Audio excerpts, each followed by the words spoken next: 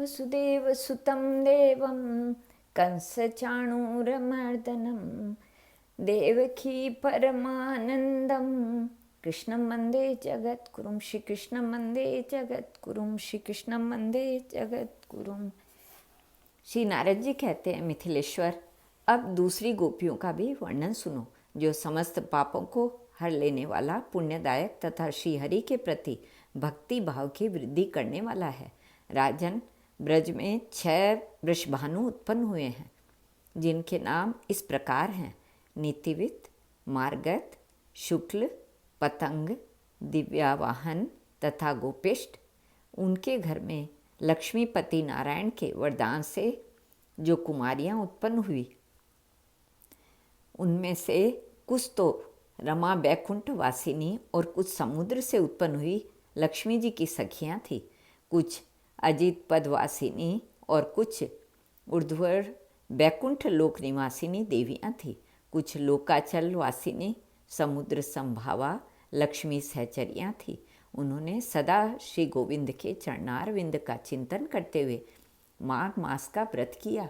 उस व्रत का उद्देश्य था श्री कृष्ण को प्रसन्न करना। माघ मास के शुक्ल पक्ष की पंचमी तिथि को, जो भावी बसंत के शुभ आगमन का सूचक प्रथम दिन है, उनके प्रेम की परीक्षा लेने के लिए श्री कृष्ण उनके घर निकट आए।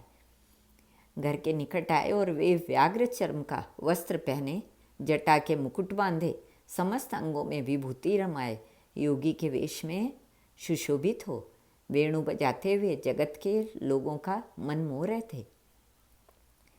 अपनी गलियों में उनका शुभागमन हुआ देख सब ओर से मोहित एवं प्रेम विवल हुई गोपांगनाएं उस तरुण योगी का दर्शन करने के लिए आईं।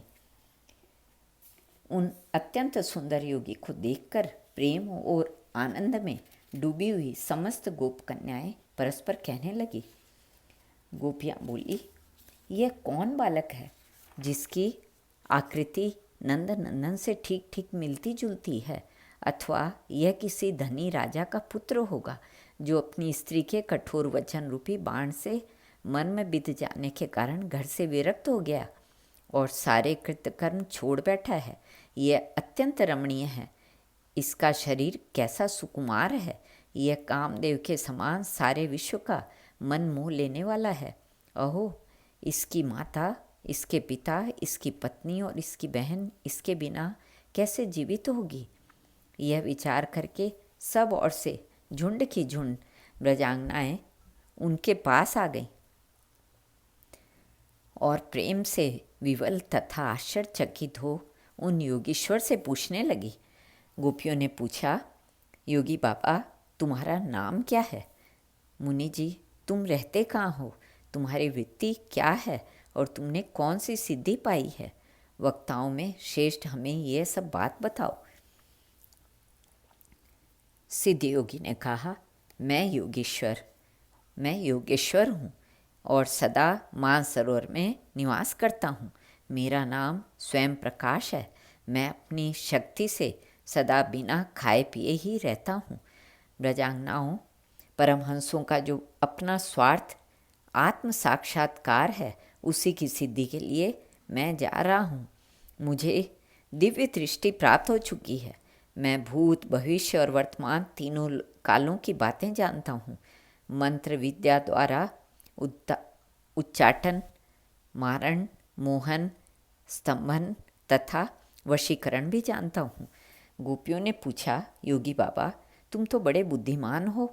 यदि तुम्हें तीनों कालों की बात ज्ञात है तो बताओ ना, हमारे मन में क्या है?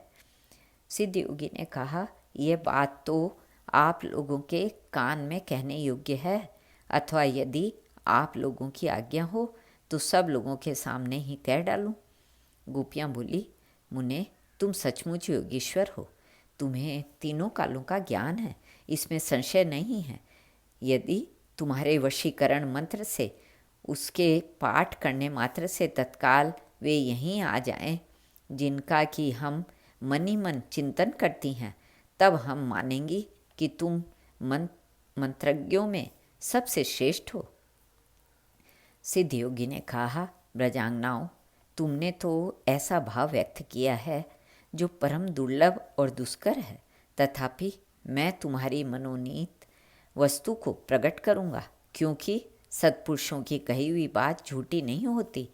ब्रज की वनिताओं, चिंता न करो, अपनी आंखें मूंद लो, तुम्हारा कार्य अवश्य सिद्ध होगा, इसमें संशय नहीं है। श्री नारद जी कहते हैं, राजन, बहुत अच्छा कहकर जब गोपियों ने अपनी आंखें मूंद ली, तब भगवान श्री हरि योगी का रूप छोड़कर श्री नंद नंदन के रूप में प्रकट हो गए। गोपियों ने आंखें खोलकर देखा तो सामने नंद नंदन सानंद मुस्कुरा रहे हैं। पहले तो वे अत्यंत विस्मित हुई, फिर योगी का प्रभाव जानने पर उन्हें हर्ष हुआ और प्रियतम का वह मोहन रूप देखकर वे मोहित हो गईं। तदंतर माघ मास के महारास में पावन वृंदावन के भीतर श्री हरि ने उन गोपांगनाओं के साथ उसी प्रकार विहार किया जैसे देवांगनाओं के साथ देवराज इंद्र करते हैं। श्री कृष्णार्पण।